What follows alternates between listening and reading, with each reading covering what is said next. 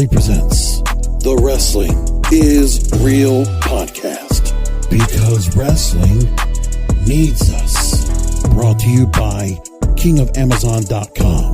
Go to KingofAmazon.com when you do your shopping for Amazon to help the King of Podcasts. Shop for Amazon at KingofAmazon.com. Greetings and salutations. Wrestling is Real podcast. Back once again, WrestlingIsReal.com. All right. NXT TakeOver Portland was very good. Listen, I'm not going to go and make any knocks about it. It was good. And I'll tell you, there's things that are going to say good about it. Don't get me wrong. But I got to say this too. I am absolutely not a WWE fanboy. Okay? Not even a question of that. Not my thing. And I hope you understand that I am not on the side of saying that I need WWE to be like perfect in my life and that everything needs to go so well because that's the only thing that matters. There are a lot of podcasters out there and a lot of people that really enjoy the brand, and that's fine, man. You know, the establishment, the Yankees, right? The Patriots, you want to enjoy the big boys, you know, the ones that are the champions all the time, that win the titles all the time. They're the biggest, the best. I get it, the biggest and best. But what people don't understand is, and what Triple H has basically done with NXT, he's created his ECW. He wanted to basically prove, I think people have said this too, and I really believe this is what it is. He wanted to show that, okay, Paul Heyman, you did your ECW. Well, I'm going to make something better than ECW. It's going to be slicker. I'm going to get the best wrestlers. Right? He wanted to do that. And he wanted to show that he could do a better version of ECW. Maybe not need the extreme stuff because he really didn't want that. And let's be honest, the entire focus of NXT is gone. Like what NXT was originally, it's different now. I'll put it like this. You know, there are no new stars or stars that came from development of the Performance Center. Except for Bianca Belair, there is nobody that is on the main portion of the NXT roster. It's like we have NXT and Florida Championship Wrestling once again. And at this point, they might as well create Florida Championship Wrestling again. Because that's what they're doing right now. There is a separation. It's a caste system. So there's a class of wrestlers that are part of NXT, which is the finishing school to lead you into WWE. And those are the stars that we have that have extensive experience. This is why NXT is so good. It's because it's not like it was, where Charlotte was coming in fresh. Sasha, Becky, Bray Wyatt, Wyatt family, The Shield. All of that. I enjoyed the early, and Seth Rollins coming in, the early NXT from 2013. Who doesn't remember that? That was really great. I enjoyed the early NXT when they moved to Full Sail. I thought it was magnificent. And I didn't mind if the wrestlers weren't that good. But the thing is, NXT has morphed into its own professional brand. It's a professional product. And nobody should expect any mistakes from it because they don't offer mistakes. And the other thing is, they're offering a secondary brand. It is like an indie promotion. It is what ECW was. It's definitely that. It honestly has more of an ECW to a TNA early 2000s to 2006 feel. That's what NXT is right now. But the other thing was, that talent really wasn't getting developed. Who has really elevated as a result of NXT from the stars that are up there on the main roster now? Who has really, really stood out?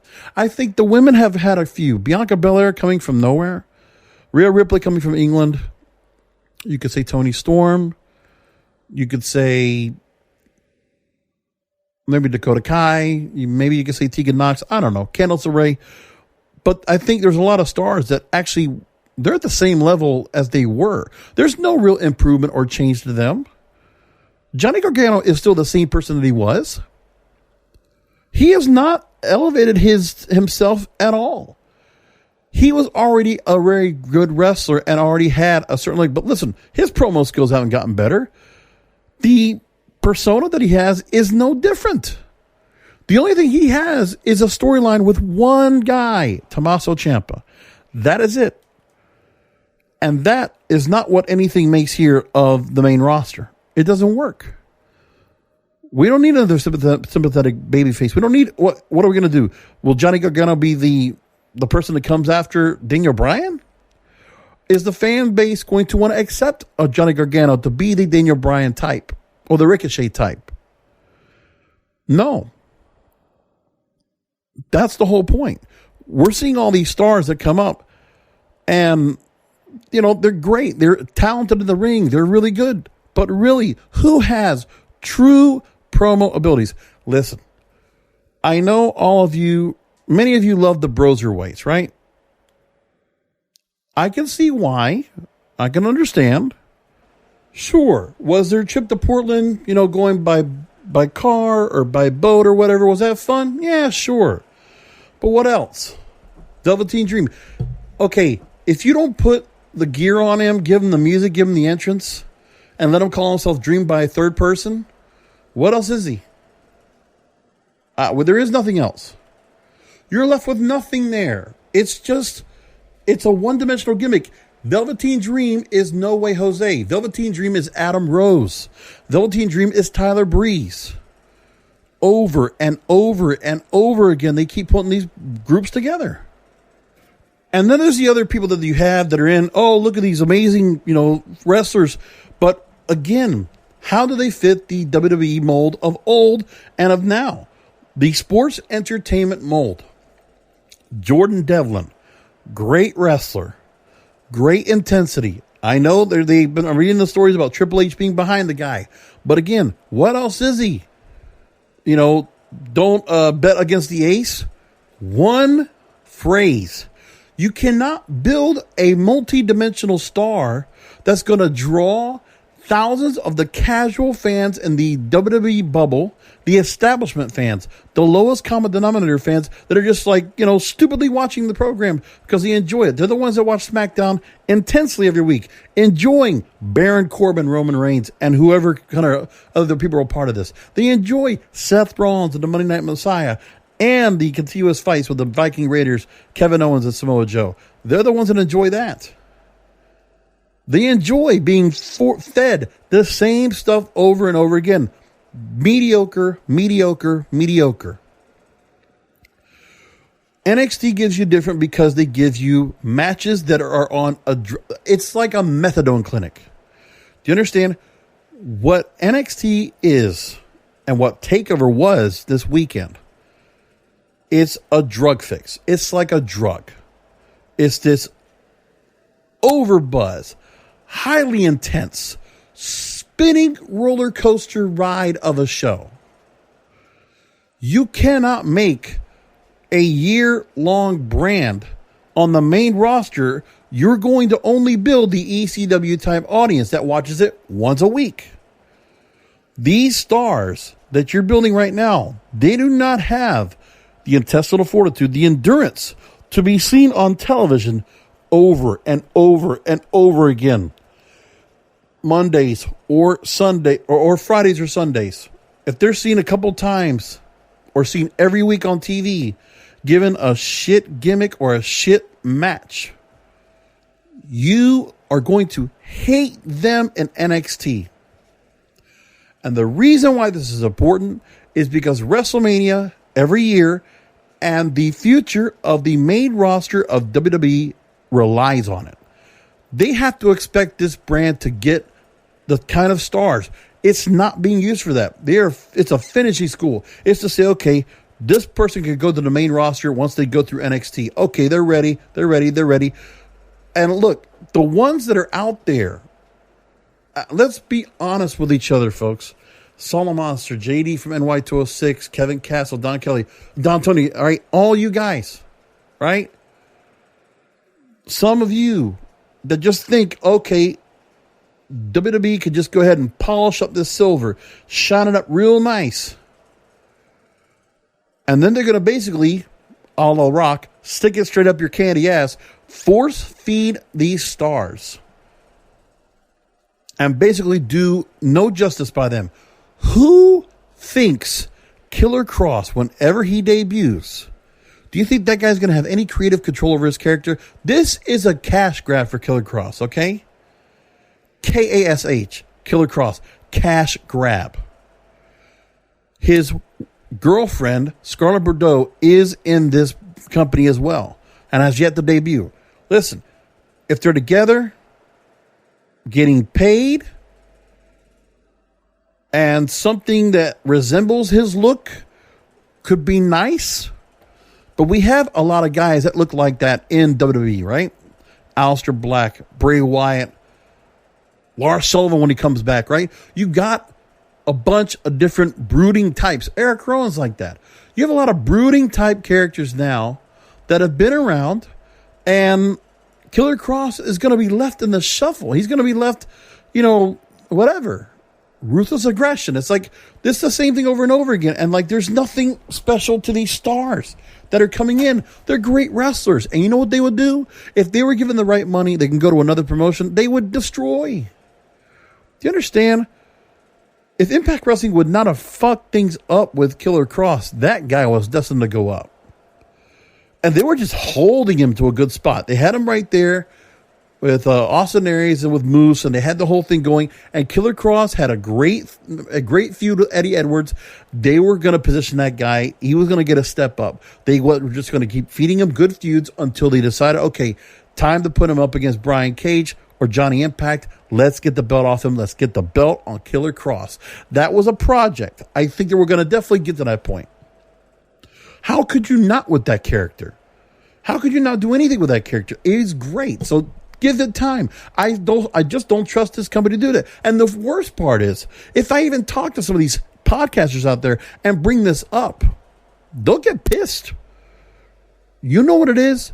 It's funny. I've been watching politics. I watch a lot. Okay, I'm not going to bring politics up in terms of what was going on. I watched the Democratic debate.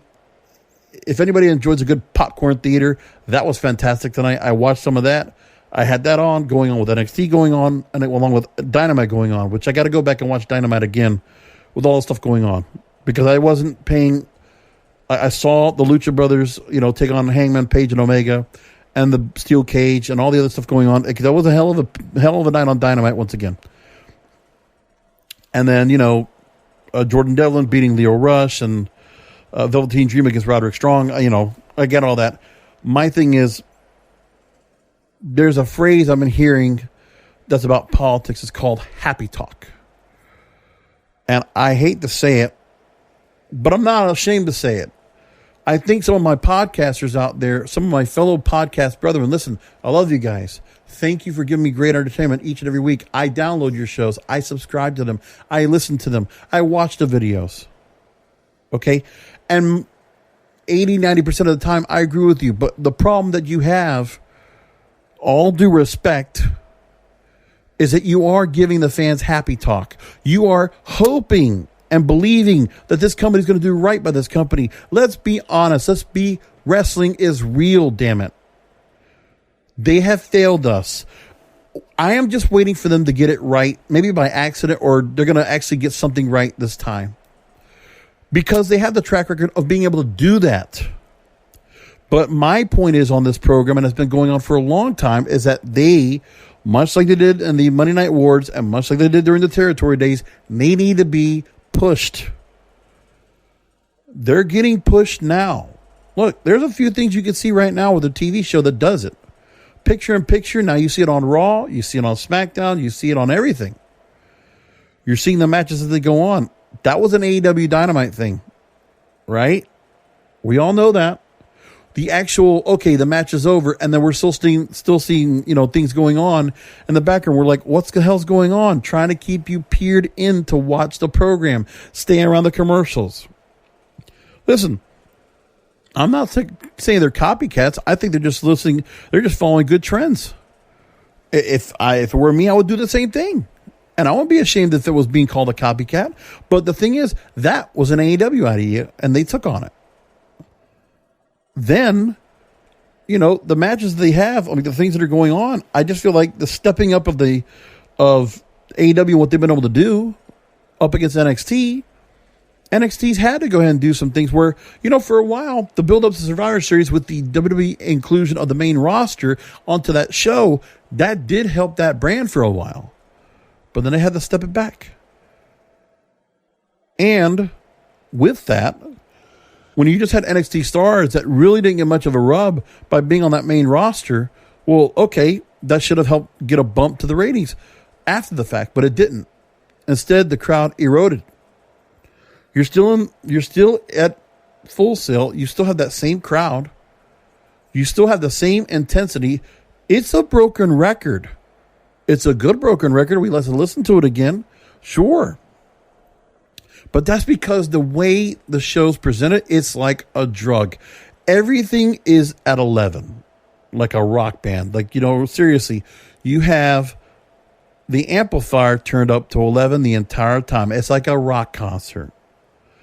And it's balls to the wall. There is nothing subtle on NXT. It's all the way extreme rock, which there's not much rock music going on anyway. That's in the current culture. I mean, God bless Poppy, but you know what? Is she really popular in the mainstream? Is that going to bring in younger stars? Are they going to be younger fans? I don't know a lot of people that talk about Poppy, right? I don't know a lot of people that talk about the songs that are being brought in that are, all these rock songs that are being brought in. Like, look, let's be honest. I mean, the music that people are listening to right now, the TikTok community, they're not digging these songs. They're not putting them in. What they like is wrestling being wrestling. But they also like the sports entertainment side, the goofy side, the hokey side, the characters, the promos. Okay? AEW is doing better getting shit over. They're building heels and building faces better than WWE is right now. Cody is a god right now in that company. That guy gets such a pop when he comes out. It's like, it really is a great pop. MJF, doesn't matter what he does, booing him all over the place.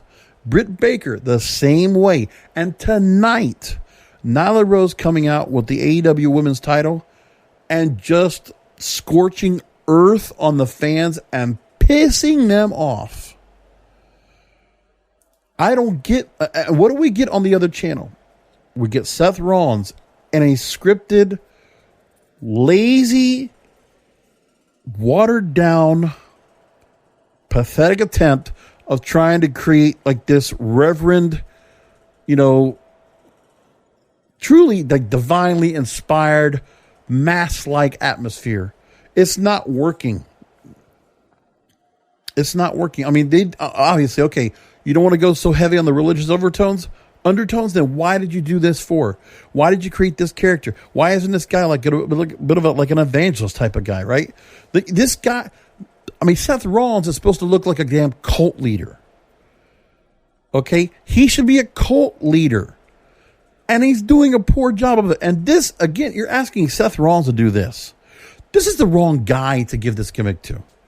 Granted, I think that the idea is not bad, but I really think somebody else could have pulled this gimmick off much better. If I had time, I could think of a few names. But again, you have to give Seth Rollins this. And then Becky Lynch. Becky Lynch is not Stone Cold anymore. She is Cold Fish Becky Lynch. Shayna Baszler did a better job cutting a promo in front of her. And I'm glad Shayna Baszler's not going to be doing any more with the vampire stuff. It's just you wanted to show she's a cage fighter. So she's like a rat in a cage. She is Billy Corgan.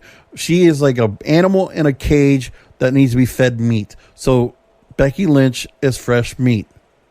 It's like Ryback should be coming back. Feed me more. Maybe she'll take that line. Ryback didn't ask for the trademark of that, did he?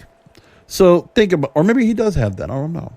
Anyways, so you have this going on, and then I'm looking at what's going on with both shows. I was disappointed about Otis and Dolph Ziggler and Mandy Rose, whatever. Again, there is nothing that really motivates me with WrestleMania. Let's talk about it.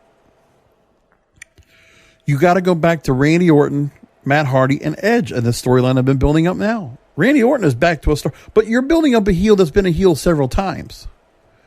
You're heating him back up when you need him. It's a guy you've had in the company. A guy you've had in the company. A guy you had. almost 20 years within the company's grasp and their clutches, going back to Ohio Valley Wrestling. You have all these guys going back. And Edge, again, also 20 plus years. Matt Hardy, 20 plus years. Like, we are living, we're talking about part-timers. Look at all the part-timers we have right there. Well, but those guys are all, in great shape and they can still work. And so you got to rely on 97, like basically 1999 peak stars and Matt Hardy. Edge, well, peaked as a tag teamer probably 2001. Probably peaked as, his real thing was when he was going up against John Cena every week for a year plus, right? And wasn't that like after Randy Orton and John Cena faced each other over and over and over again for like 3 years? But you don't have people like that in him right now. And all those wrestlers came from a different time, different setup. Who has come from NXT right now that is really excelling? There isn't. Roman Reigns should be that guy. They keep him with Baron Corbin. They have nothing else. They do. And again, I fear for Bray Wyatt and The Fiend. Because Goldberg could very well win the damn belt in Saudi Arabia and shut that gimmick down. I can see it. Maybe they're not going to do it. I mean, they got to keep The Fiend fresh. You know what? They could just bust him down for Goldberg. Maybe he comes out and wins. But Goldberg's going to lose? He's going to take a loss for all that money? Well, he better get paid a lot to take a loss to The Fiend. But then I think, Bray Wyatt would then go and lose to Roman Reigns? We haven't even gotten started on that feud yet. Do we think we're going to get that? I mean, how long are you going to wait? We got 7 weeks. What are we waiting for? 47 days. What are we waiting for? 46 days. But really, what are we waiting for now? There's nothing there to go and wait off of. Drew McIntyre, deal with MVP as a placeholder until Brock Lesnar finally comes back into the picture. It's not good. John Cena finally comes back. What are they going to put him in with? Is he really going to go against Elias, a rematch from like last year or whatever? Are we going to really get a real match with him? What's Goldberg going to do? We're going to get AJ Styles and The Undertaker? These matches are like really, like there is no momentum behind it. I mean, are people really getting into this? Are people really excited what's going on here? I mean, dare I say, the one thing that NXT does better than the main roster is storylines. But how big are they in the main crux of things? Because remember, some of the storylines they have, they don't really have to do much with any belts. They're just telling stories of feuds. But would these people really matter to anybody else if they were standalone? No. I don't know if Tommaso Ciampa has what it takes to be standalone, making it on the main roster. Look at how he was perceived when they brought him up last time. Do you think the whole thing with Goldie and all this is going to work out? Listen, I'm sorry. The better. And the other problem is no more Sicilian psychopath. Like Tommaso Ciampa feels more grounded. He's more of a face. And now he's a face here. He's a face and Johnny Gargano's the heel. So you're stuck with that right there. And then you're saying to yourself, all right, Ciampa has a couple things. I enjoyed him and he was diabolical. He was a nasty heel in Ring of Honor with Prince Nana, and they had the whole split up of that and the Embassy and the Sicilian Psychopath. And I remember having matches with Jay Lethal. It's tearing it up. But there's nothing there. I don't get what's going on, and I don't understand what they're going to be able to do when you need to call up Gargano or call up Ciampa. You're not going to call up the Undisputed Era. They've been down there for a long time. And Cole's held the belt. What are you going to do? What are you going to do with those guys soon enough? What's going to happen? You know they are not going to pull the Undisputed Era up there and have them run run house and run the table on the main roster. They're not going to do that with that faction. I don't even think they're going to keep them together. Roderick Strong, yeah, he's a great worker, but no persona right there, nothing. He wasn't like that in Ring of Honor either. He mattered more to me in Ring of Honor. Adam Cole, yeah, he can talk. Can he really get over on the main roster? I mean, yeah, had a great match with Daniel Bryan, right? Won. Like, that was, really the last time we actually kind of had a little bit of buzz. Well, it's because the NXT stars that are the adrenaline rush that we had injected some life into the main roster. And that made some people happy, of course. Made the NXT crowd happy. But that is a crowd that is basically no more than 800,000 viewers. If it gets more than that, that means the mainstream crowd is kind of peeking over on a Wednesday night. Or the AEW crowd is. But I think that AEW fans, they're probably a bunch of former WWE fans that are just now, they basically abandoned the brand. I think they've abandoned sports entertainment because they just have. I don't feel like they're getting any kind of motivation from, they're not motivated to watch WWE, right? I don't see it. And it's at this moment where all this money's coming in and everything's going so well for this brand, for the company, but yet their future is in peril. They're not going to say it. The podcasters with the happy talk are not going to say it. They all want you to think, oh, so exciting, so glad to see, Rhea Ripley and Charlotte Flair, they're going to have a barn burner. Okay, what kind of a story are you going to tell? We already seen the story kind of being laid out a little bit. Okay, yes, Rhea Ripley got the pin at Survivor Series, got it. And the whole, that's it. Rhea Ripley winning in NXT, Charlotte Flair stepping down to take on the NXT champion. Because we don't want to see Becky Lynch and Charlotte again. We don't want to go and see Becky or Charlotte and Bayley again. There's nothing there. Asuka's been I don't know what to do with Asuka. I mean, yeah, you put them together as a tag team. They've made them unstoppable. Nobody's going to win over them. And when you keep doing this and you make these teams so vulnerable, there's no chance for anybody to win. Right now, you got a bunch of belts that are locked. Bray Wyatt looks unbeatable. Unbeatable for the Universal title. Brock Lesnar is unbeatable. I mean, do you really believe Drew McIntyre at this point gets the kind of buzz that he's going to be able to win and defeat Brock Lesnar? Do you see Roman Reigns being Bray Wyatt? Are they going to do that? I mean, there's that too. I haven't heard anything about Daniel Bryan having a match. I haven't heard anything about, what Kevin Owens or Samoa Joe and what kind of hodgepodge matches are we going to get out of that? We now have a formation of what the WrestleMania matches look like they're going to be. John Cena, Elias, AJ Styles, Undertaker, Randy Orton, Edge, Charlotte Flair, Rhea Ripley. There's your 5 matches. That's going to sell out Tampa Bay. That's going to sell out Raymond James Stadium and 75,000 plus. Ooh. That's going to get people stirred up to go to, is it Amalie Arena? That's the one in Tampa now? Yeah, I think that is. Amalie Arena. Is that going to really get people coming on up and say, okay, we're going to go to the Times Forum, it used to be called, right? Is that going to really get people to go and say, okay, we're coming?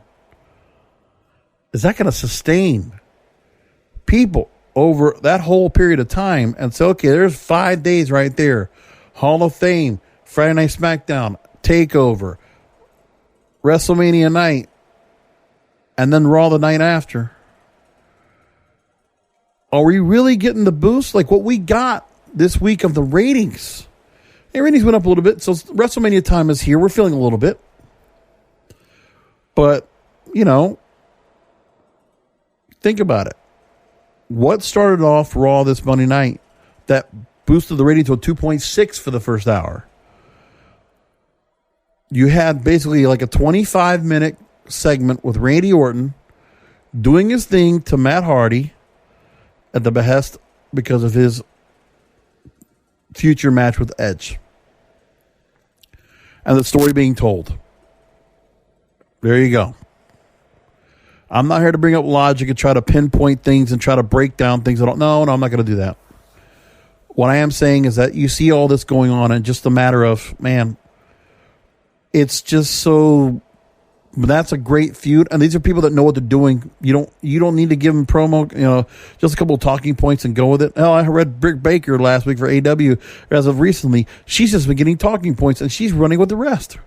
Somebody Cody gave her the line of the Chubby Whataburger faces, which was a fantastic line. But again, talking points, no scripted promos. Randy Orton had a scripted promo, and even he did well with it. Because he knows how to read his promos, especially for something like this. And Matt Hardy the same. Like, you just let him go. But these guys, Randy Orton, Edge, Matt Hardy, they're not going to be around the next 5 years. And they're not going to be full-time. They're going to probably go into the Hall of Fame. Well, Edge already is, but he might go in with Edge and Christian. Whatever they're going to do, they're going to put him in Hall of Fame anyway. All of them. But you're relying off of that. You're going to have to rely off of John Cena to go and carry back him once again to do matches.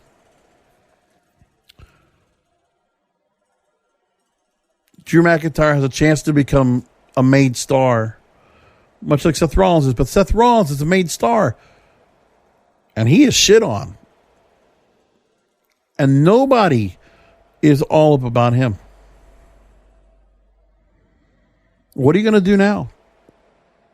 If you're WWE, what are you going to do now? What are you going to do to try to go and right the ship and get some future talent ready to go? You got future talent up there. A lot of young talent right now, or a lot of talent that's been there that are basically, they're rookies, right? Aren't they rookies, guys, podcasters? Or Happy Talk podcasters, right? Aren't they just, they're just rookies because they're rookies because they're in WWE very early on. They've only been around. Ricochet, you're a kid. You're just a kid. You've been there for like a year. You're just a kid.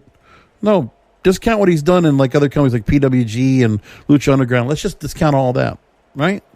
Kevin Owens, let's discount all his Ring of Honor and whatever he did in Canada. Same thing. El Generico, right? Samoa Joe, he had 14 years, whatever. What is it? Like 14 years TNA. Fuck that. Don't worry about it. He's a kid. Been there a couple of years. That's it. We don't even give him a belt. Nothing. AJ Styles, the one guy out of the pack that actually fits in and actually feels like a star. They're giving him the Undertaker match. So AJ Styles basically is being given a nice little present for all his work and working so hard out of everything to keep himself relevant for all the shit he's had to take. Here you go. Gift. Undertaker match at WrestleMania. You get to be somebody. Probably part of another person of the streak. 23-1. You'll be that now. So that's what'll happen there for AJ Styles. And then Rhea Ripley, I don't know. NXT title. They'll have a good match. But again, you just can't have a good match at WrestleMania. All these matches, you cannot have Randy Orton and Edge just have a good match. You cannot have John Cena and Elias. You cannot have Brock Lesnar, Drew McIntyre just have a good match. You can't have that. Just because the match is, this is awesome quality, okay, that the crowd's going to go with because you just can't help it. They're barking like seals. And that's just the way they're programmed, because also that's the audience, the way they've been programmed because of the bullshit that WWE has done to them. The oversensitizing, the desensitizing of what they do. I was looking at the Ciampa Cole match, right? Was it that match or was it the Keith Lee Donovan Dijakovic? Okay, what was it? Was it? I forget which one dived out of the ring on. I think it was Keith Lee that dived onto Dijakovic. And what do we hear from the fucking crowd? We want tables. This crowd is insatiable. They're a fucking lion's den. They're not satisfied unless we get some complete chaos or somebody getting killed. Getting big pop for Ciampa being put up on the side of the announce table to play up the neck injury and Cole hitting him with a shot that kind of like looked like Ciampa took a shot in the neck off the announce table. Is that really good? So Triple H knows you have to, these kids, these guys are these older these older fans that are near 50 years old, are part of the NXT demographic. It's not my demographic. I'm not calling the people old. I'm just saying that's what the demographic says on the Nielsen ratings. 50 years old, cumulative average age 50, almost my age. And they're the ones that are like, well, we've seen everything. We've seen ECW. We watched it. We watched Attitude Era. We saw that. Give us more. Do better. Bigger. More dangerous. More risky. That's what you got to do to make us go, this is awesome. And I don't know what WWE does to turn that back around. They're not going to slow down the pace of those kind of matches. WrestleMania, they have to give the NXT style matches where they have to have near fall after near fall after near fall. Hearing Brian Alvarez and Dave Meltzer, I know some people don't like him on the Wrestling Observer newsletter, but you know what? A lot of times they're voice of reason. When I listen to him talking about the Cole Ciampa match, how many damn times do you have to see the finishers being hit on each other? Pin, near fall, near fall, near fall, near fall, near fall. 1, 2, oh! And hearing Mauro Ranallo doing that over and over. And Nigel McGuinness, one more time! He's got it! And Beth going, it's like, he's gonna do it! Right? They're doing that excitement level the entire night. They do it every NXT. Are you telling me the fans are not going to get run over with this? Are you telling me there's not going to be NXT fatigue in like another year or two? Because there is. There will be. I believe it. You just can't keep going with this. You can't keep this kind of level up. And most importantly, NXT, Triple H is worrying about trying to build that brand. But remember, that's not what's going to take over WWE. It's still, at the end of the day, it's a secondary brand. They're not going to run crazy house shows. They can't even run house shows that are big because it's not going to pull that kind of money. They're still pulling the Florida circuit for Florida Championship Wrestling so the Kona Reeves of the world can work, or some others. Tainara Conti coming back released. And people getting upset about that. And I know, you know what? And I'm sorry. Again, Pappy talk about certain stars that are cute and we like them. Honestly, we got to get off of that too. Yeah, we see certain stars that look really good. They got a certain background, this and that. But man, people put so much happy talk and hope into what's going on. I can't listen to some of that. It's not being real. Listen. Maybe you don't want to be critical of the brand, or you don't want to be overly critical of certain stars because you think, well, what's the social media crowd going to say about it? Well, I don't give a shit because I don't have that kind of social media clout that I have hundreds of thousands of followers telling me, oh, I'm wrong, or I need to go ahead and capitulate or apologize for what I said, or I'm not woke enough, or I'm not this and that. Fuck that. I'd rather not have to deal with that stuff because I'd rather not have to deal with that. You know why? Because I've stuck to my guns. Look, I know about me. I know that I've said things during this time of year of WrestleMania season where I've been ultra critical and extra negative. I know that. And you know what's happened? I had audience abandon me. Because I remember I used to pay to advertise on Wrestling Soup back at 2016, 2017? Mish was great for doing that for me. And for other people that wanted to promote on there as well. And then what happened? Here we go. I started saying some shit. I was saying fuck the fans about it because look what you guys are going through. This is not good product. We're continuing to see the same stuff over and over. Part-timers coming back all the time. A little bit of hot shot booking to get things up to stir up WrestleMania interest. And WrestleMania has been mediocre for a lot of years. So a lot of times I enjoy it. But again, if that's what WWE thinks they're going to be able to do and can just keep skating by, and every time a Saudi Arabia show has to come in, they have to pull Goldberg back, and they got to pull Undertaker back, or who else, and get them back to work. if it's going to offer Brock Lesnar a paycheck to come back and work for a day, well, that's what they do. But this company has not turned the corner on trying to find the next age, the next renaissance, the next age of enlightenment for this company, the new era. Okay, we always talk about there's the 80s era, the Rock and Wrestling era, the Attitude era, the Ruthless Aggression era. Now we have, what is this era? We had the PG era, which nobody's going to ever say that, but you know, what is this era? What's going to be the defining of this time right now that's going to keep the legacy of World Wrestling Entertainment alive? I mean, think of your stockholders. Think of your investors. Again, you need to give them a reason. Where's your 5-year plan, your 10-year plan? You have money locked in, but what about the content, the driven part of the product? You have the money plan in place. You got the contracts. You got the money flowing in. The pipeline, the cash flow is there for the next 5 years, maybe 10 years, whatever. But what are you going to do to sustain it? Again, why aren't the fans thinking like shareholders? Why aren't they thinking, you know what, there's a reason why the stock price went down in half and even more? Because this company has no answer.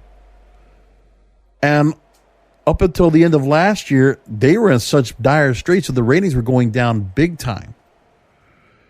With Raw almost going under 2 million viewers. And now look, WrestleMania time back up to 2.4. That's good. But that's way worse than it's been for many years. And then look where they are now. And you're saying to yourself, okay, people are just content and they get themselves hyped up over, Rhea Ripley and Charlotte Flair. Charlotte Flair is a wasted character. There's so much talent with Charlotte Flair. Personally, I would have preferred Charlotte Flair and Shayna Baszler have a feud before I ever saw Becky Lynch. Becky Lynch, it's not there anymore. Her and Seth Rollins, it's like they're cancerous.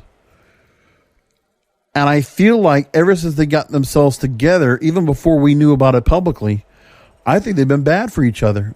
I think that a lot of things have happened where both of them have suffered greatly from being together. Now, I'm not going to say there's a reason why or not, but I'm just saying it's a coincidence.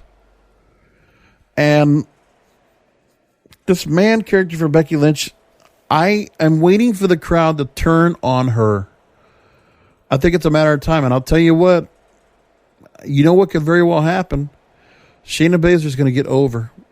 And she's going to be a star. And I'll tell you, for Becky Lynch, it will be best for her and for the company's sake to let her get over in the match, win the Raw Women's title, and make her a star. And make her the unbeatable force. And then you know what you do? This is what you do. Becky Lynch falls apart, loses to Shayna Baszler.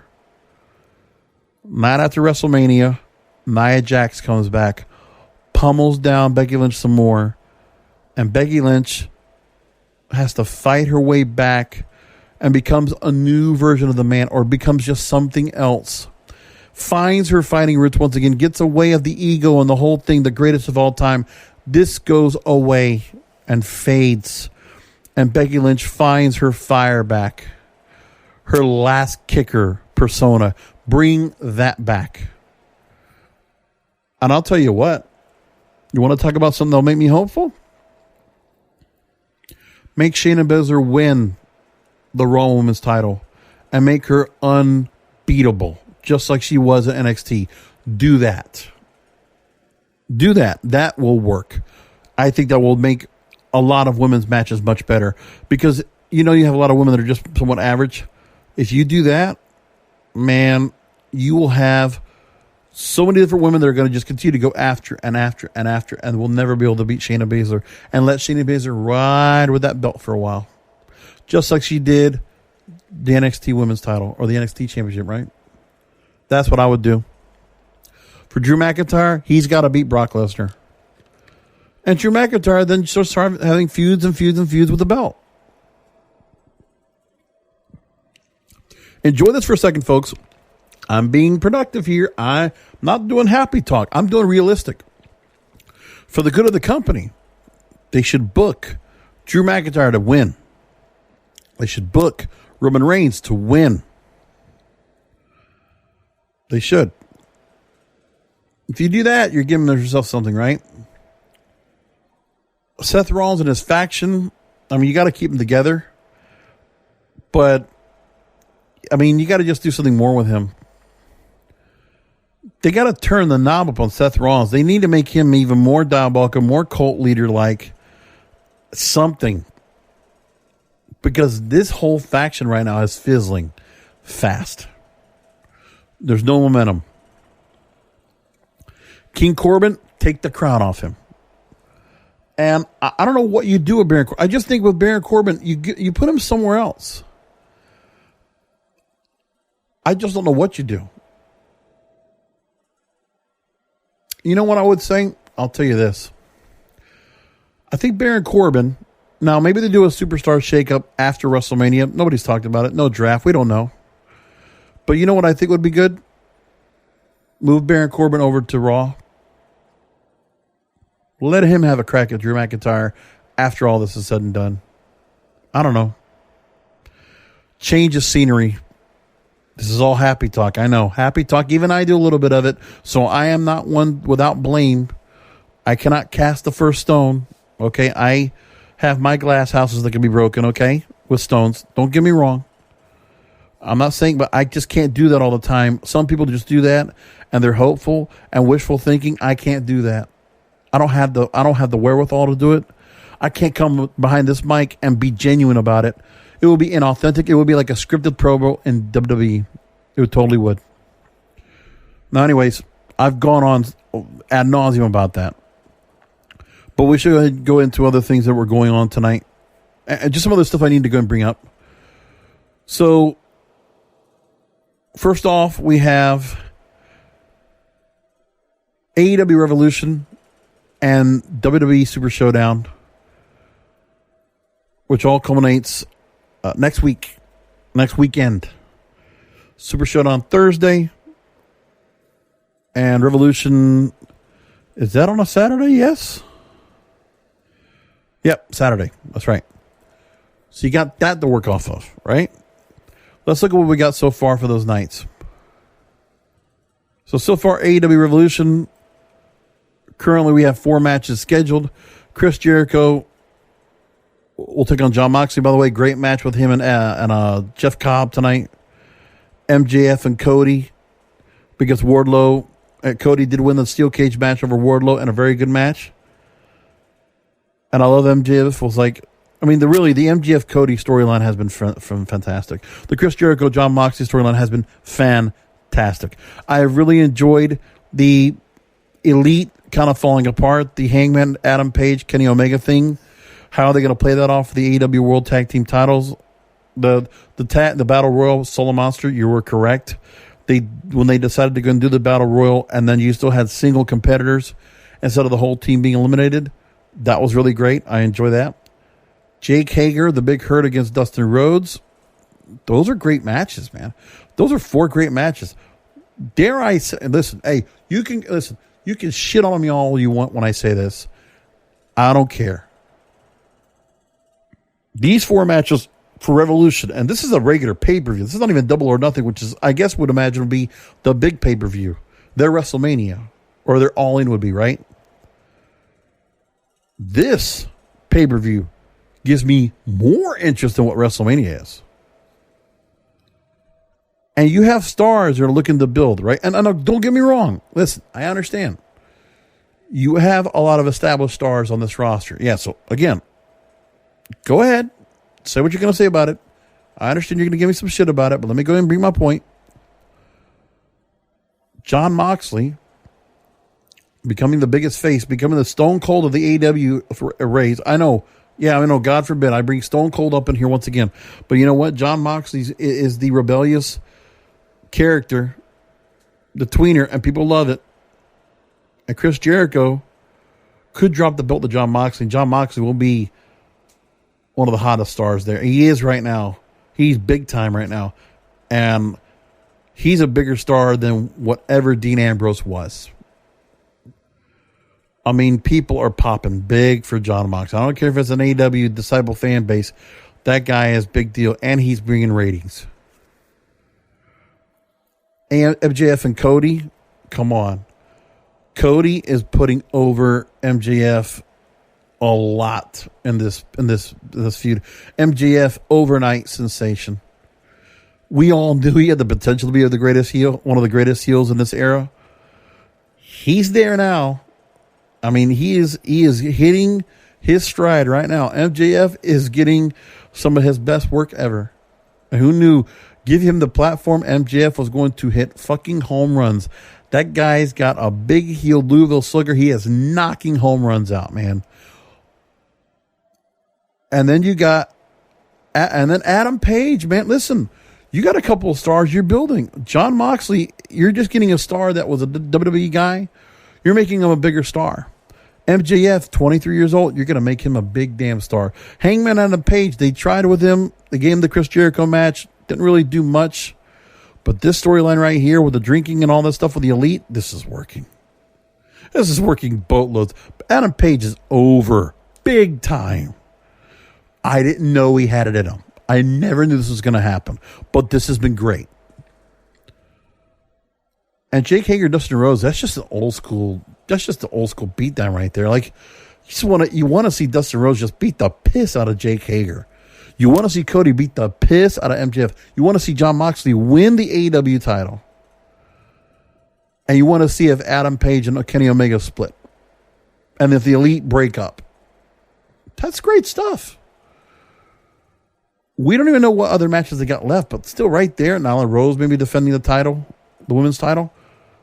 Chris Statlander or Britt Baker. Shit, yes. And by the way, I have been enjoying the women's matches as of late. I notice people haven't been talking too much about that, right? Not too much, a lot of shit talking. I enjoyed Chris Statlander and Shayna tonight. I love Riho and Nyla Rose last week. Riho, that sweetheart, man, she was great. And Nyla Rose, again, Brian Alvarez was talking about that last week. Yeah, I've never seen Nyla Rose have such a great match. Nyla Rose is a complete character. Really raw, nothing right there. And look at the change you've seen in her in 4 months. Like, it's just amazing. Nyla Rose, complete heel, bitch. And I mean, hated in no time at all. And that's really good. I don't know what you say about it, but that's like, I mean, AEW Revolution, AEW right now is doing great stuff. They are hitting their stride right now, and they're not making many mistakes. I mean, really, you can only nitpick so much. I can't nitpick on these guys. I'm not here to nitpick anyway. You know, let other people do that. But from my end of the bargain, man, as a top organization, AEW is giving WWE the run for its life, man. AEW is working damn hard to build themselves up as a top brand. They're getting there. They're getting real close. I don't know if that rating's going to pop, it's going to start getting close to 1 million viewers again and then really start taking off the ground. But keep doing what you're doing, guys. That show is going to take off a bit more. I think there's room to grow. I think they can definitely get themselves back over 1 million viewers, which would be pretty good. It's going to take a while to keep building those ratings anyway. But you know what? If they're able to get by the end of this year, if they're able to start getting to like 1.5 million, and by this time next year they can get to 2 million, watch out. But this company, again, overachieving, but they keep overachieving. They're not slowing down. And they're building stars, and they're giving us people we're going to care about. The crowds are doing okay. I don't see so many people complaining about the arenas being empty. Probably Atlanta didn't get filled, but that's a tough stadium. State Farm Arena must be a tough place to fill out. But they probably got a good crowd tonight. I imagine they've got over 10,000 people. So there's that going on. Then let's look at Super Showdown. Let's see what we got coming up for that next Thursday from Riyadh. 7 matches have been announced. So, like, look, for Saudi Arabia, they mentioned everything. They got it all set to go. New Day versus The Miz and John Morrison, tag team titles. SmackDown tag team titles on the line. Brock Lesnar and Ricochet, that's going to be a big squash match for the WWE title. Steel cage for Roman Reigns and King Corbin. Fiend Bray Wyatt versus Goldberg. So the Fiend will be in this match. And this for the Universal title. Gauntlet match for the Twake Trophy. Twake Mountain Trophy. AJ Styles, Andrade, Bobby Lashley, Eric Rowan, R-Truth, Rusev. SmackDown Women's title. We'll see who's going to be the person that goes up, because it'll be either Carmella or Naomi versus Bayley. And I guess those two have a match on SmackDown this Friday to see who the contender is for Super SmackDown. Seth Rollins and Murphy versus Street Profits. And by the way, this was a good question. I didn't even think about this. Let me bring this up one again. I want to know where SmackDown's supposed to be, because nobody's talking about what happened last time with the plane that did not make it back with the stars in time for SmackDown on Friday, right? Let me look at this real quick. Let me get this right. Just want to make sure of this. I want to know what WWE is going to be doing to make sure that what happened last time does not repeat, right? Because what's going to happen is Super Showdown goes on. Now, I see that the poster is showing that the event is going to be at 7:30 p.m. Now, that's over there. So, the show will be, what is it? Like 6 hours ahead, whatever it is? And I thought, it's like a noon start time once again. So, now, after this, they have to get back to Boston and the TD Garden for SmackDown on Friday night. So, are we going to get NXT stars on standby in Boston?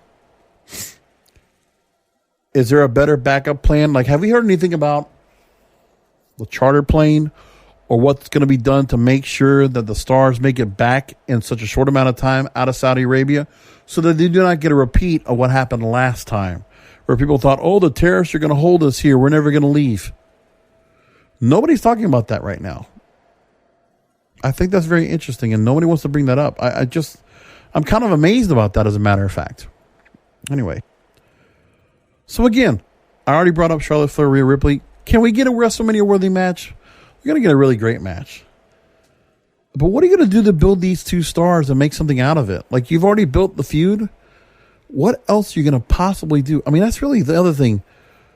Randy Orton Edge, you're already doing things to kind of keep that stretched out, and just casually build things off until we get to the point where we need to do something with Edge and Randy Orton head-to-head.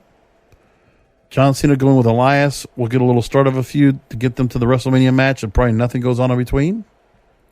Charlotte Flair, Rhea Ripley, will they just keep bouncing onto each other's shows? I don't know. It's a lot that's got to be considered, a lot to be pondered here, right? By the way, Davey Boy Smith going into the Hall of Fame. I love that he's going to be going in. That's great. Long time going, which is good. Bella Twins will be on Friday Night SmackDown. Do we want to see the Bella Twins, as they are now, pregnant? Are we going to see them showing? Because I don't know how far along they are, but I guess they're going to be showing. They're going to be out here for this. All right. Oh, well.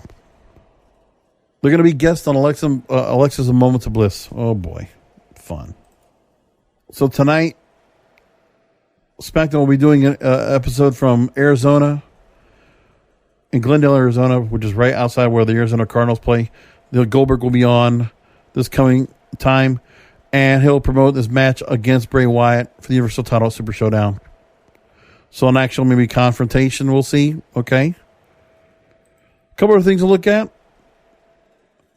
Matt Hardy, even though we saw the work that he did with him for the setup for Randy Orton Edge, we know that WWE has continued to try to go and offer him a deal to stay with the company.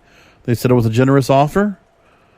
No promises of new, better creative direction. I think Matt Hardy wants to go back and continue to do the Broken Matt Hardy gimmick somewhere else. If it can be AEW, if he can be part of the Dark Order as Broken Matt, I think he wants it. And he can go there. He can go back to Impact Wrestling probably if they want. And it was really interesting hearing Chris Van Vliet interviewing Billy Corgan and how much work that Billy Corgan had and towards getting to the Matt Hardy character and to do all the delete and decay and the final deletion stuff, which was really great stuff. And was so viral and people talked about it so much. It's really amazing. Some stars are still not signing new contracts, right? A lot of things going on. How about this? Fightful Select talked about that AEW wanted to book an event in Cincinnati at the former U.S. Bank Arena called Heritage Bank Arena, but the arena wouldn't do it because of the relationship with WWE, because that's the arena where WWE runs their events. And there you go. Pretty funny. And so, you know, a lot of things going on in the news here. Not much to going to bring up a whole lot of, but by the way, one other thing I'm just reading about this. This is according to Triple H in the conference call for the NXT TakeOver show. He mentioned on the call that the idea of Rhea Ripley and Charlotte Flair came from Vince McMahon. But he was shocked the first time he heard of the idea. Triple H says, I believe this was, to be honest, it was shocking to me when it first mentioned to me. I believe this was really a decision from Vince's part on understanding where the other stories are going for the women. That was an interesting little take. Just thought I would make that a point. And if Adam Cole could get a possible retirement match against Triple H, or actually Adam Cole wouldn't pass that up for the world. He'd love to be able to have a match against Triple H. I'd love that match. But, you know, we don't know who Triple H is going to take on. Is he going to have a match? Will Goldberg have a match? There's a lot of things left to be put in the mix. And again, who will be left out for WrestleMania? Once again, who will not make it even to the pre-show? Will there be just some battle royal just to get everybody on? We don't know. So many questions to be answered. Next week, we will talk about Super Showdown and AEW Revolution, getting things prepped up for that. I'll be away for a couple of on Monday and Tuesday to do a couple of events, so I'll have to catch up on Raw, see if I get to catch up on it. But I'll have to be away for an event for 2 days over in Miami. Take care of that. And with that said, I'm going to go move along and call it a night for the show. Thank you all for listening in, as you always do. You're so awesome to listen to this show. As always, you know, let people know about it. Go to iTunes or go to the Apple Podcasts. Please rate and review the show. Pass the word along about the show. I hope you'll check it out. Let other people check it out themselves. And remember, next week, because we'll be doing Super Showdown and AEW Revolution, we'll do a preview on Wednesday night going into Thursday. And a post-show going up on Sunday to do both shows. Actually, I might do Revolution Saturday night and then do one for... Well, no. I'm sorry. I'm going to do it on Saturday night. Revolution and Super Showdown, I'll do it on the same show. But Revolution will take priority. How about that? That'll be on Saturday night next week. So look forward to that here at WrestlingIsReal.com. And so until next week, remember, come back for another Wrestling Is Real podcast, because wrestling needs us. Thank you for listening to the Wrestling Is Real podcast, brought to you by KingofAmazon.com.